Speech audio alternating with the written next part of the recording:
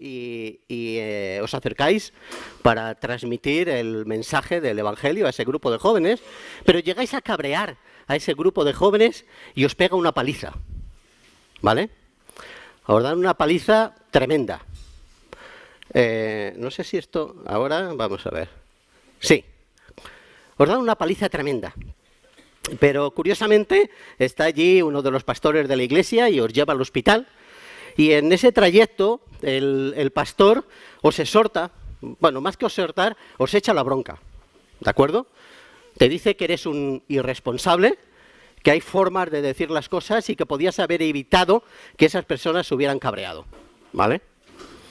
Y por lo tanto recibes el rapapolvo del pastor. Pasados unos días en el hospital te recuperas y después de recuperarte pues dices, hoy tengo ganas de salir a evangelizar, a acompañar a los hermanos para seguir proclamando el Evangelio, porque el Señor realmente está en tu corazón y tienes ese deseo y has ido a Madrid para eso, para ayudar a esa iglesia, para evangelizar. Y entonces resulta que estás evangelizando por la calle y llega la policía local, te para y te pone una multa, porque en Madrid está prohibido repartir folletos por la calle, ¿vale? Y te pone una multa de 10.000 euros. Entonces, obviamente, tú, como buen creyente, te cabreas y piensas que eso es una injusticia, que lo que está haciendo es abuso de autoridad. Y entonces, en medio de esa situación, resulta que terminas cabreando al policía local y el policía local considera que tú te estás pasando, te estás rebelando y tienes una mala actitud hacia él y entonces te lleva a la cárcel, te arresta, ¿vale? Por difamación y resistencia a la autoridad. Y estando en la cárcel, el abogado de oficio, pues te dice que las cosas están chungas, que tienes todas las de perder. Pero bueno, prepárate porque la semana que viene vas a tener un juicio. Y en el juicio se verá si eres culpable o eres inocente. Menudo panorama, ¿verdad? Bueno, pues eso te ha pasado a ti. ¿De acuerdo?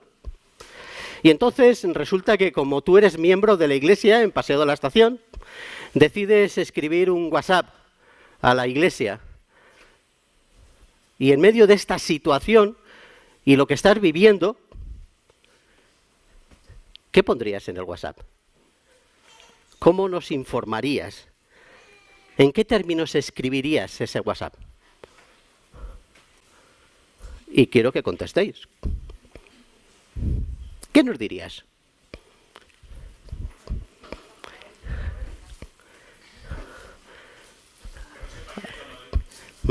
Que no sepa que he salido de casa, ¿verdad? ¿Qué más? Alex, ¿tú qué le dirías? ¿Qué nos dirías? ¿Cómo escribirías ese WhatsApp? No me informarías de la cosa. ¿Eh? Samuel.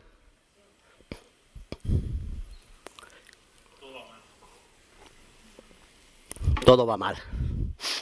¿Qué más? Carlos. ¿Qué dirías?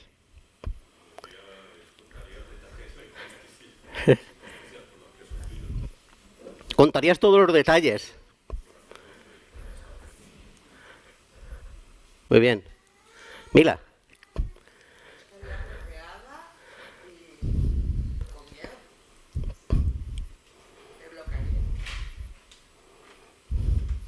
Alba. ¿Estarías muy contenta que sí? No. Estaría afligida por ver lo que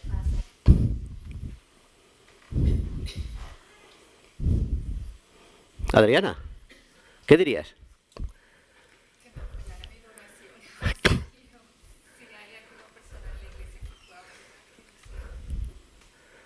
Luis, ¿qué me dirías tú?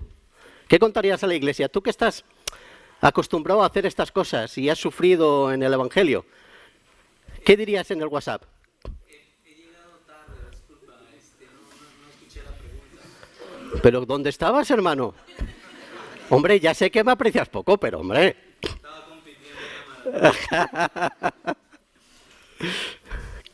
En medio de estos problemas, lo que ha sufrido esta persona, ¿cómo transmitirías ese mensaje a la iglesia, a lo que te está aconteciendo a ti en tu vida? Tú envías un WhatsApp y ¿qué dirías? ¿Qué nos contarías? ¿Alguien le puede ayudar? Comodín.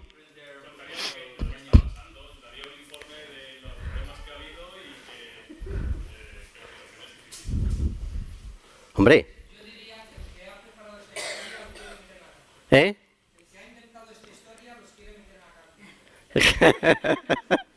Pero puede pasar, ¿no? Pues contarías, mira lo que ha pasado, ¿eh? Me encuentro en esta situación.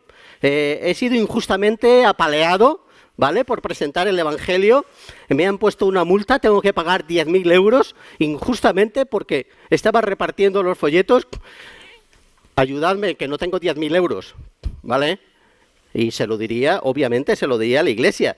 Estoy esperando que salga el juicio y la verdad es que estoy bastante nervioso y encima el pastor que tendría que haberme ayudado y tendría que haberme animado y fortalecido, me da pal pelo diciendo que la culpa encima es mía, ¿vale?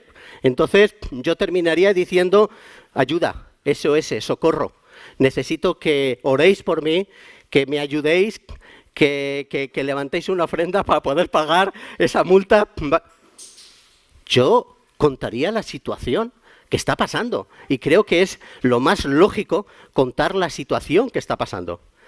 Pero lo carentemente de lógica es lo que hace Pablo. Porque Pablo, obviamente salvando la distancia, está pasando por situaciones difíciles, está pasando por situaciones así, ¿vale? Ya recordáis que le habían pegado una paliza, que le habían dejado como muerto, que ahora estaba en la cárcel, que estaba esperando un juicio, que las cosas no le iban bien, que tenía necesidad. Y entonces, en medio de esa situación en la cual estaba viviendo, lo más lógico era decir, oye, necesito ayuda, hermanos. Mandarme lo que necesito para seguir adelante, orad por mí para que sea fortalecido en esta situación y todas esas cosas que nosotros diríamos de una manera lógica. Pero sin embargo, fijaos lo que dice en el versículo 7, del 7 al 9 del capítulo 4 de Colosenses, que es el que nos toca meditar en esta mañana. En cuanto a todos mis asuntos, tío Mendrugo, dinos los asuntos. No nos digas en cuanto a todos mis asuntos. Dinos lo que está pasando en medio de tu vida. Os informará Tíquico, nuestro amado hermano, fiel ministro y consiervo en el Señor. Porque precisamente para esto os lo envío, para que sepáis de nuestras circunstancias y que conforte vuestros corazones. O sea, que sepan a través de él, ya tenía confianza en Tíquico, ¿verdad? Sabía que iba a ser una persona veraz, que le iba a contar la realidad de lo que estaba pasando, que realmente le iba a decir las cosas como son, ni lo iba a dejar por debajo ni por encima, ni iba a exagerar, ni iba a menguar la situación. Y con él, a Onésimo, fiel y amado hermano, que es uno de nosotros. Ellos os informarán acerca de todo lo que aquí pasa. Tremendo. Creo que estos pasajes son de esos pasajes que encontramos en la Biblia que nos dicen más por lo que callan que por lo que dicen. Que nos dicen más por lo que se puede ver entre bambalinas que lo que podemos ver en el escenario. Son esos pasajes en los cuales están llenos de riqueza, pero en la primera lectura parece que nos desconcierta, que no encaja adecuadamente lo que está pasando con lo que está diciendo Pablo, ¿no? Y creo que aquí en esta pequeña sección podemos ver esa preocupación sincera que tiene Pablo por lo que realmente merece la pena estar preocupado. Pero también nos da una visión de lo que es la Iglesia y cómo la Iglesia está preocupada por los miembros cercanos y también lejanos. Por eso Pablo realmente lo que le preocupa en su vida no es tanto lo que le está pasando en las circunstancias que le rodean, en las situaciones que provoca por el ministerio que está realizando, sino que su preocupación va más allá de lo que es meramente terrenal. Está por encima de lo humano, porque él constantemente está pensando en esa perspectiva divina, en lo que podemos ver desde la perspectiva de Dios, en lo que se puede hacer conforme el plan y el propósito que Dios está marcando en medio de las circunstancias que él está viviendo. Y es que él tenía una cosa muy clara: su vida había sido transformada por Cristo y su vida era vivir para Cristo. Y esa es la clave, eso es el objetivo. Él marca una escala de valores y el primer valor es Dios. Y todo lo demás está en segundo plano. Y eso es a veces difícil de llevar a cabo, ¿verdad? Porque nosotros tenemos nuestra escala de valores. Y nuestra escala de valores, claro, a Dios le tenemos en un lugar importantísimo. Pero me atrevo a decir, por la experiencia en mi vida, y no sé si todos habéis experimentado las mismas cosas, que en más de una ocasión yo estoy por encima de Dios. Que lo primero soy yo. Y después Dios. Y luego todo lo demás. Pero en la escala de valores me pongo a mí, en muchas ocasiones, por encima de Dios. En lo que pienso, en lo que me preocupa, en lo que pasa, en las circunstancias de la vida, en todas esas cosas que me rodean y que me cargan y que estoy preocupado por ellas y que me ciegan y que a veces no puedo ver más allá de lo que me está pasando y ni mucho menos puedo ver la perspectiva de Dios por encima de mi perspectiva. Por eso creo que en esta sección lo primero que vemos es que Pablo estaba preocupado por ese plan general de Dios. Realmente Pablo tenía muy claro por qué estaba aquí, para qué estaba aquí. Y lo vemos, y lo vemos a lo largo de toda la carta de Colosenses, ¿no? Él tenía claro que tenía que cumplir la gran comisión. Me seréis testigos. Esa idea que Cristo le había dicho de forma directa, me serás testigo a los gentiles, a los judíos y hasta los confines de la tierra. Ese era el lema que Pablo tenía para seguir adelante en todo su ministerio. Hasta tal punto que tiene claro que tiene que rodearse de grandes colaboradores, de colaboradores extraordinarios, que puedan no solo colaborar, valga la redundancia, con él en el Evangelio, sino que también puedan tener una proyección hacia el futuro con relación a la responsabilidad de ser testigos. Porque Pablo no solo estaba preocupado porque el Evangelio en su momento fuera proclamado, que él fuera un fiel testigo de ese Evangelio, sino que los colaboradores que él tenía pudieran seguir adelante proclamando el Evangelio, pudieran seguir adelante llevando ese proyecto. Siempre, fijaros que se rodeaba de lo mejor espiritualmente. Y es muy curioso, versículos después vemos cómo nos está hablando a esos hombres de fe, Aristarco, Marcos, Bernabé, Epafras, que el próximo día podremos hablar de ellos. Fijaos que ya hemos dicho en otras ocasiones cómo se rodeaba de grandes hombres y mujeres, Priscila y Aquila, Apolo, Gallo, Aristarco, Timoteo, Erasto, Dámaris, Lidia, Febe, María, Ninfa. Estaba constantemente rodeado de gente que podía colaborar con él para la extensión del Evangelio. Y ahora nos está hablando de Tíquico, amado hermano, fiel ministro y consiervo en el Señor. Y Onésimo, fiel y amado hermano. Constantemente él estaba utilizando la ayuda y el cuidado y la dirección de esos colaboradores. A Tíquico no solo le vemos aquí, que está llevando el Evangelio, las noticias a Colosas, También le vemos que estaba llevando las noticias a la iglesia en Éfeso y estaba ayudando, y estaba fortaleciendo y estaba pastoreando. Y esa es la clave que Pablo tenía. Tengo un gran mensaje y ese mensaje es llevar el Evangelio. Fijaros lo que dice en el capítulo 1, versículo 28 de aquí de Colosenses. Trabajo para presentar a todo hombre perfecto en Cristo. Y ese era su objetivo. Trabajar para llevar todas las almas a Cristo Jesús. Trabajar para que el mensaje corra, vuele, a través de su palabra, a través de su vida, a través de su ejemplo, a través de sus colaboradores. Porque su meta, su idea, su objetivo fundamental era que el Evangelio se siguiera proclamando. Me serás testigos. Esa era la clave en su vida. Había recibido esa llamada del Señor en un momento especial en su vida.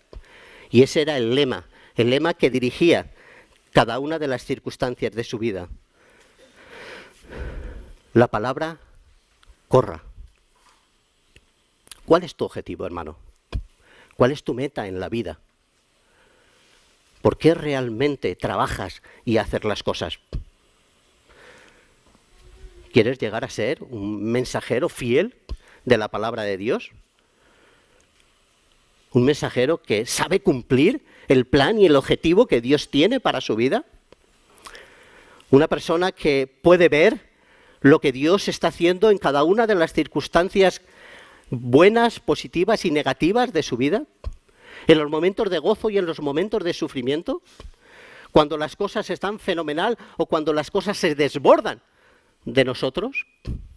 ¿Puedes ver lo que Dios está haciendo? Porque daros cuenta de una cosa. Nosotros como creyentes constantemente estamos reflejando la imagen de Dios. Constantemente. Para bien o para mal. Y realmente depende de cuál sea nuestro testimonio. Y sobre todo en las circunstancias difíciles de nuestra vida.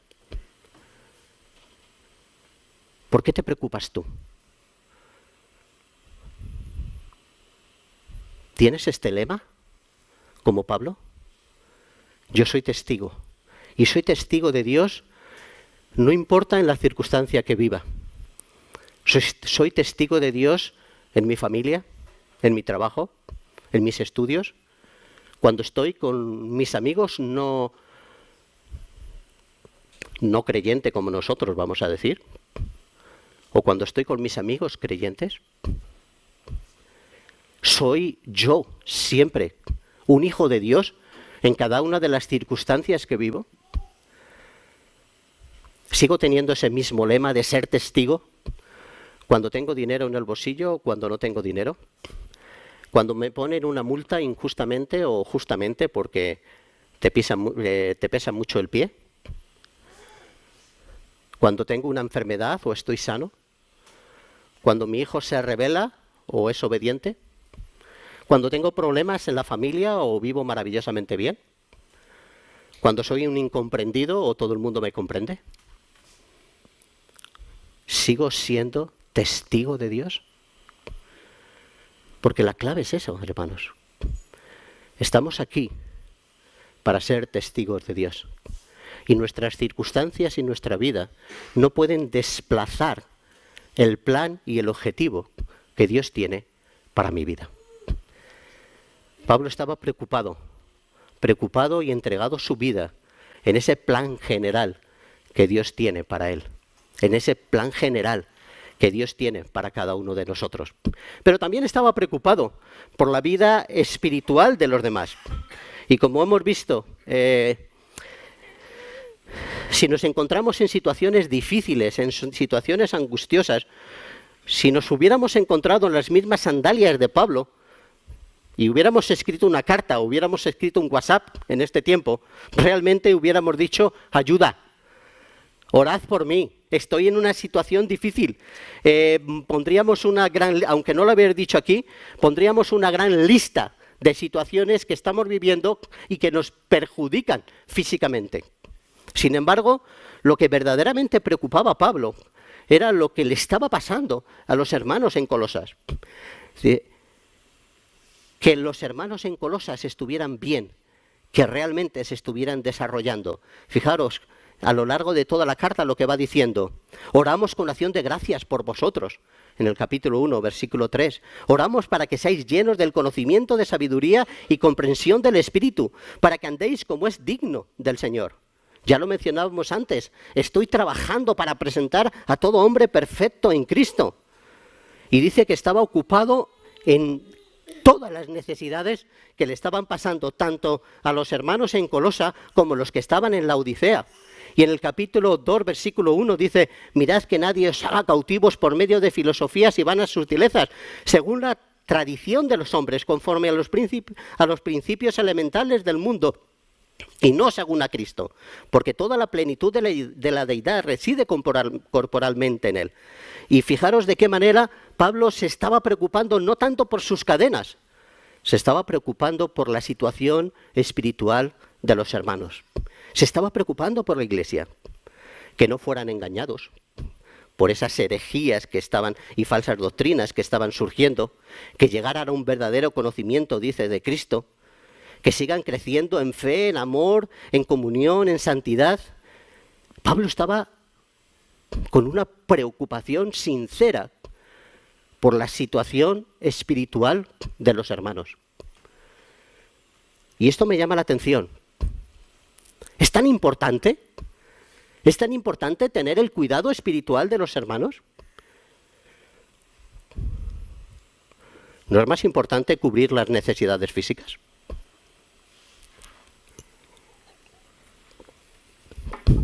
¿No es más importante que podamos estar comiendo todos los días?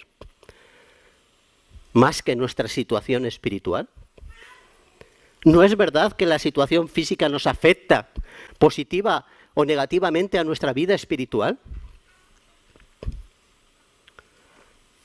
Pablo sabía perfectamente dónde tenía que estar la preocupación.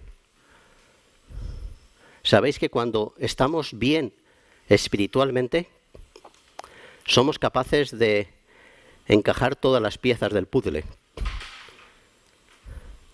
Porque las circunstancias negativas vienen en nuestra vida, los problemas vienen a nuestra vida, las goteras vienen a nuestra vida. Vamos cumpliendo años y cada vez más vamos viendo las consecuencias del pecado en nuestro cuerpo. Pero cuando estamos centrados espiritualmente, es cuando realmente podemos tomar buenas decisiones.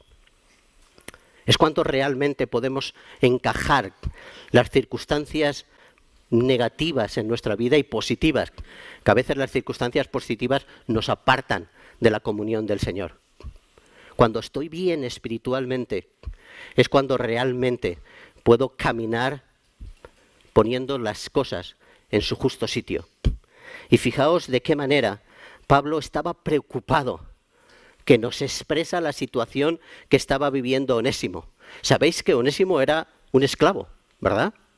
Un esclavo que se había escapado de Colosas, que su amo era Filemón, un creyente de la iglesia en Colosas, y que parece ser que era amigo de Pablo. Y no sabemos cómo, pero parece ser que este esclavo se convierte. Y es interesante para ver la historia de Onésimo y Filemón, pues repasar la carta que Pablo escribe a Filemón. Y entonces podréis ver de qué manera se están dando las cosas. En el versículo 10 de esa carta dice Pablo, habla Pablo de Onésimo como mi hijo, en quien he engendrado en mis prisiones.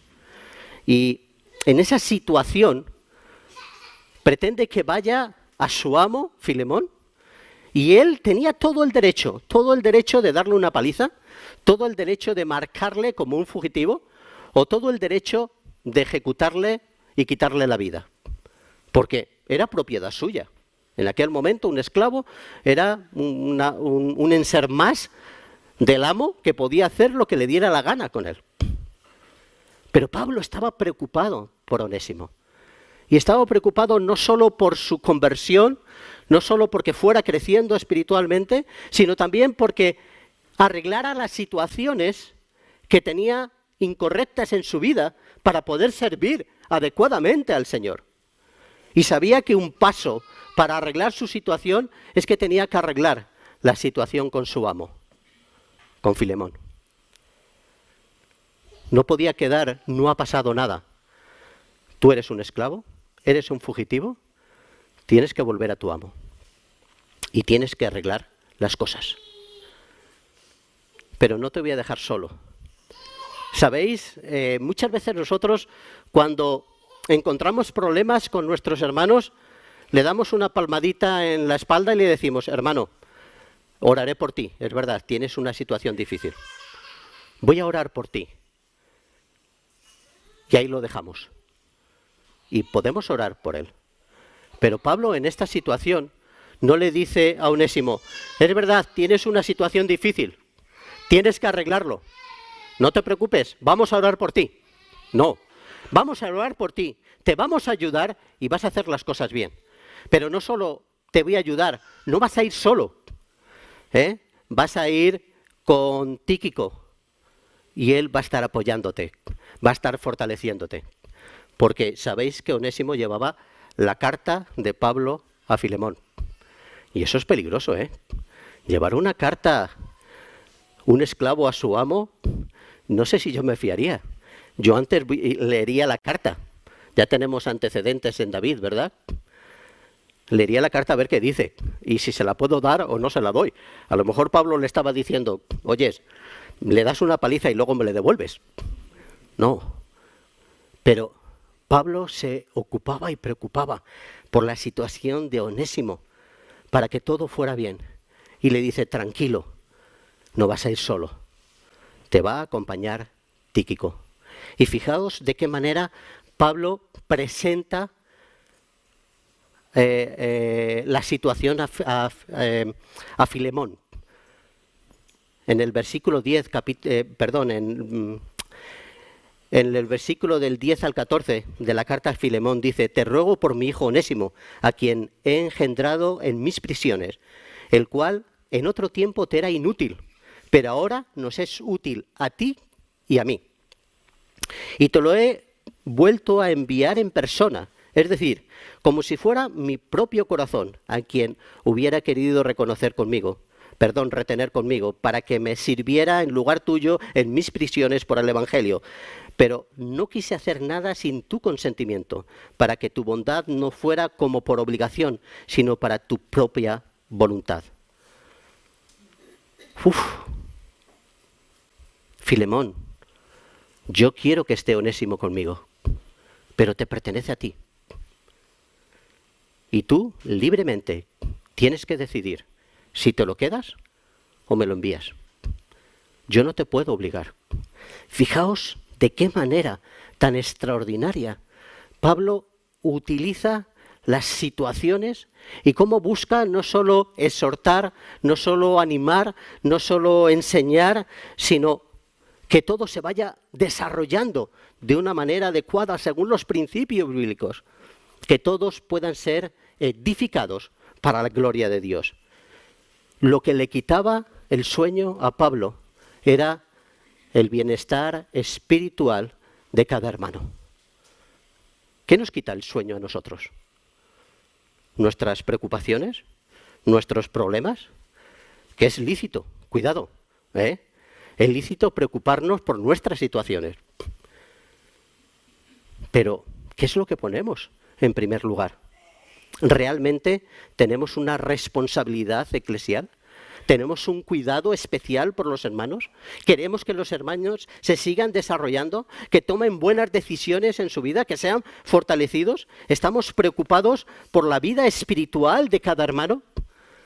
¿Estamos preocupados para que todos podamos llegar a la plenitud de Cristo? ¿Estamos preocupados por lo que nos pasa los unos a los otros? ¿O estoy preocupado solo por mí? ¿Cómo vengo a la iglesia? ¿Vengo a la iglesia buscando el ser yo fortalecido? ¿El ser yo bendecido? ¿El ser yo el que toma todas las bendiciones para sí? ¿O vengo para dar? ¿O vengo para mirar la situación de cada hermano? ¿O vengo porque me preocupa la vida espiritual de cada hermano? ¿En qué estoy gastando mi tiempo? ¿En qué estoy gastando mi esfuerzo, mi dinero? ¿En qué estoy gastando lo que yo soy? ¿Estoy preocupado por ese plan general de Dios?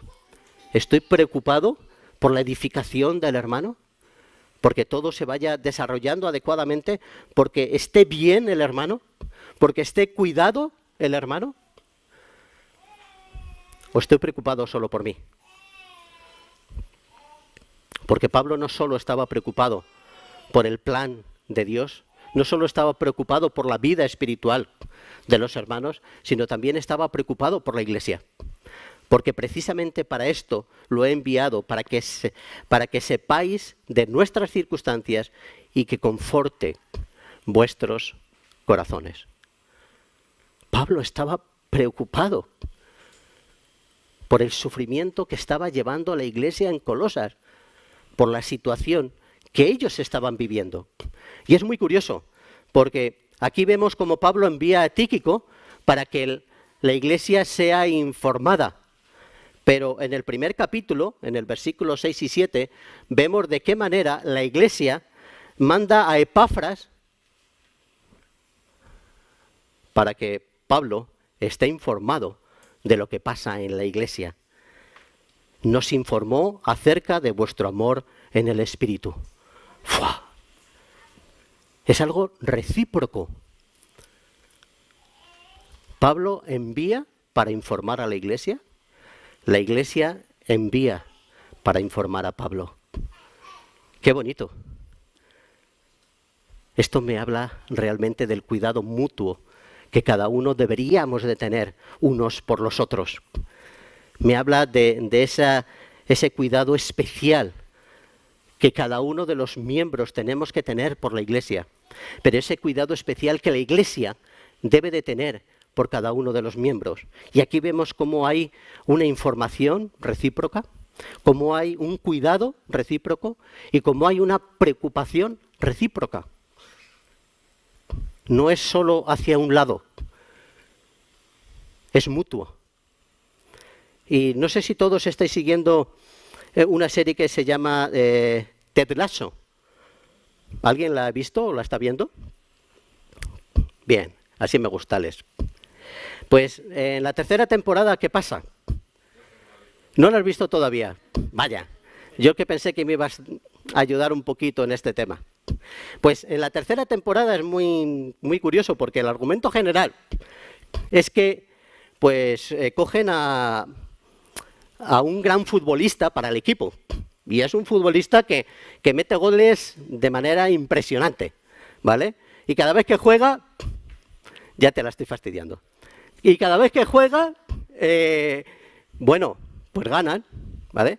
Pero es muy peculiar este tío, porque además es un solitario, es un orgulloso, es un engreído, es un llanero solitario que simplemente juega para él, para lucirse él. Y cuando le da la gana no juega. Y entonces cuando no le da la gana jugar, pierden. Y el entrenador se da cuenta de esa situación y piensa, no se trata de que uno salga fortalecido, de que uno sea el fetén que mete goles y los demás estén menguando, que no estén jugando, ¿verdad? Cuando falla la figura, todo se derrumba. Pero la clave del éxito no está en que un jugador sea excelente, sino que todos los jugadores sean excelentes.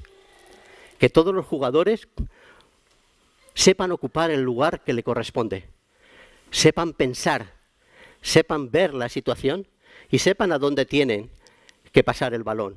¿Para qué? Para meter gol. Porque no se trata de que una persona, un jugador, meta un gol. Se trata de que el equipo gane. Y salvando las distancias, creo que tiene mucho que decirnos a la iglesia. No se trata de que uno sea excelente, que 2 o 3 o 4 seáis excelentes. Se trata de que la iglesia sea excelente, de que todos los miembros se vayan desarrollando exactamente igual, de que todos los miembros sepan hacia dónde está la meta y el objetivo. Porque aquí no se trata de que si tú ganas, todos ganamos. Se trata de que si no ganamos todos, perdemos todos. Porque eso afecta a la iglesia. Hay un entrenador que dijo en una ocasión, ningún jugador es tan bueno como todos juntos. Ningún jugador es tan bueno como todos juntos. Y esa es la realidad de la iglesia. Ninguno de nosotros somos tan buenos como todos juntos. Nos necesitamos mutuamente, unos a los otros, preocupándonos realmente por la situación que cada uno vivimos. Pablo estaba preocupado por la iglesia, estaba amando a la iglesia, sirviendo a la iglesia, entregándose por la iglesia, teniendo en cuenta en su vida la iglesia, se desvive por la iglesia. Y vemos el ejemplo que tenemos en él, de qué manera no solo va fundando las iglesias, sino que va dejando el consejo de ancianos, va ocupándose por las situaciones de ellos y está preocupado para que se desarrollen adecuadamente. Pero la iglesia también estaba preocupada por Pablo, lo que le pasa a Pablo, lo que vive Pablo, los problemas, los asuntos que antes decía, que Pablo está pasando por amor al Evangelio, por proclamar la palabra de Dios. Y la iglesia estaba preocupada por Pablo. Y creo que eso es lo que nosotros tenemos que hacer, hermanos.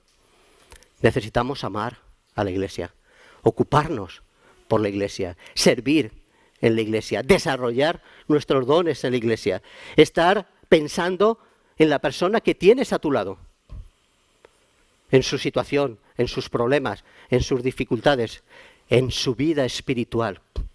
¿Cuántas veces me habéis preguntado por mi vida espiritual? ¿Cuántas veces? Muy pocas, ¿verdad?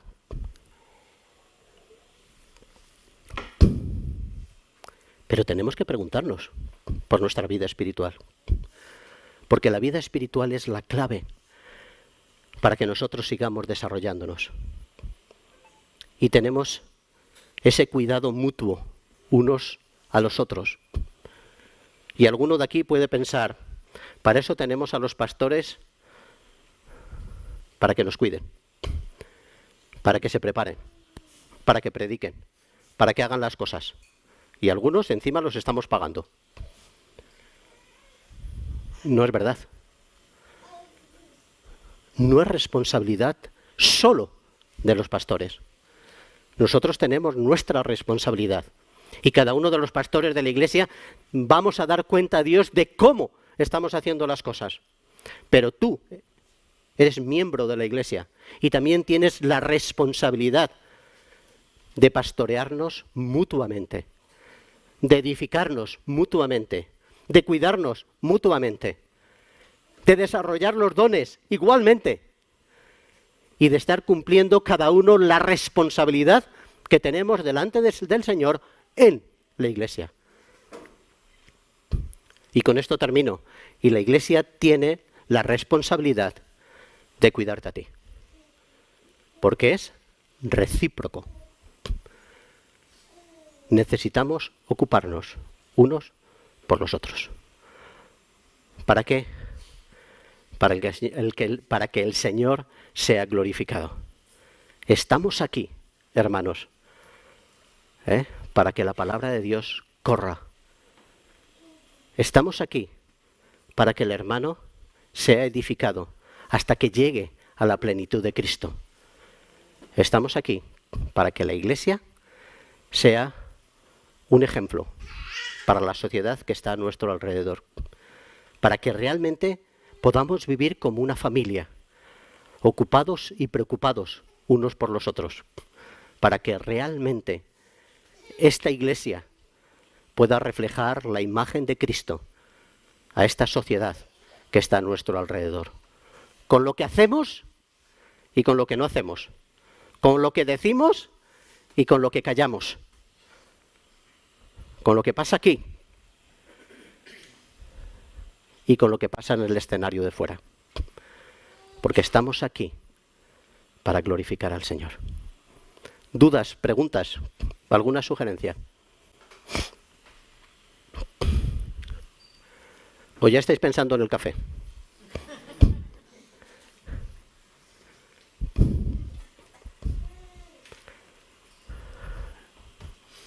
Pues terminamos en oración. Señor, gracias por el ejemplo de Pablo, gracias por esa preocupación que tiene por seguir llevando el Evangelio hasta los confines de la tierra, por crear un grupo de colaboradores que puedan llevar más allá de lo presente la responsabilidad de la Iglesia. Gracias, Señor, porque nos maravilla la preocupación que tenía por los hermanos y por la Iglesia. Ayúdanos a poder seguir sus pasos, a caminar en su ejemplo y a poder transformar la sociedad que nos rodea con nuestro buen testimonio, Señor. Ayúdanos para que podamos pensar como familia, como equipo, pensar como la Iglesia que somos, para que en todo lo que hagamos o dejemos de hacer, tú salgas glorificado. En Cristo Jesús. Amén.